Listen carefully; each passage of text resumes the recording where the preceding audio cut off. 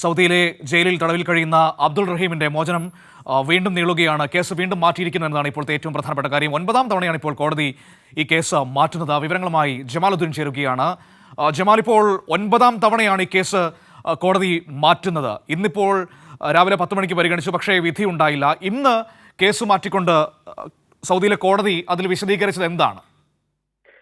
മനു, കോടതി ആവശ്യപ്പെട്ടതനുസരിച്ച് ഗവർണറിൽ നിന്ന് ചില ഫയലുകൾ ലഭിക്കാനുണ്ട് എന്നതാണ് ഇത് സംബന്ധിച്ച ഏറ്റവും പുതിയ അപ്ഡേറ്റായി നമുക്ക് ലഭിക്കുന്നത്. അതായത് ഈ കോടതി കേസ് പരിഗണിച്ചെങ്കിൽ പോലും ഗവർണറിൽ നിന്ന് ചില സാങ്കേതിക തടസ്സങ്ങളുണ്ട്. അവിടെ നിന്ന് ചില ഫയലുകൾ ലഭിക്കാനുണ്ട് എന്നതാണ് കോടതി ഇന്ന് പ്രധാനമായും പരിഗണിച്ചത്. അതിലും 9ാമത്തെ തവണയാണ് ഈ കേസ് മാറ്റി വെക്കുന്നത്. ഈ മോചനം വൈകുന്നതിനാൽ റഹീമിന് വേണ്ടി ജാമ്യാപേക്ഷ നൽകിയതായി റഹീമിന്റെ അഭിഭാഷക ഡോക്ടർ റന അറിയിച്ചിട്ടുണ്ട്.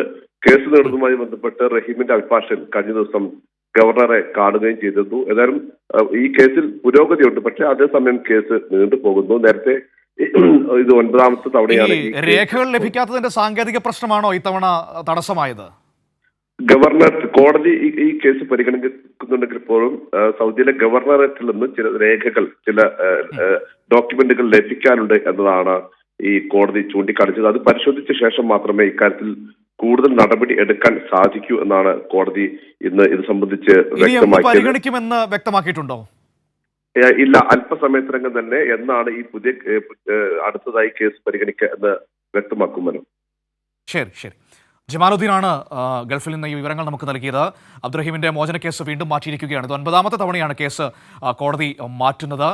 ഇന്ന് രാവിലെ 10 മണിക്കാണ് കോടതി കേസ് സൗദി സമയം 10 മണിക്കാണ് പരിഗണിച്ചത്. ഏറ്റവും പ്രധാനപ്പെട്ട കാര്യം, ഈ ഗവർണറേറ്റിൽ നിന്ന് ചില ഫയലുകൾ ഇപ്പോൾ കോടതി ആവശ്യപ്പെട്ടിരുന്നു. അത് ലഭിക്കാത്തതാണ് ഇന്നിപ്പോൾ പ്രശ്നമായതെന്നാണ് നമുക്ക് മനസ്സിലാക്കാൻ കഴിയുന്നത്. ഏതായാലും വളരെ വേഗത്തിൽ ആ ഫയലുകൾ ലഭ്യമാകുമെന്ന് പ്രതീക്ഷിക്കാം. മോചനം വൈകുന്നതിനായി ഇപ്പോൾ ജാമ്യാപേക്ഷ നൽകിയതായി റഹീമിന്റെ അഭിഭാഷക ഡോക്ടർ റെന ഇപ്പോൾ അറിയിക്കുകയും ചെയ്തിട്ടുണ്ട്. വിവരങ്ങളാണ് ജമാലുദ്ദീൻ നൽകിയത്.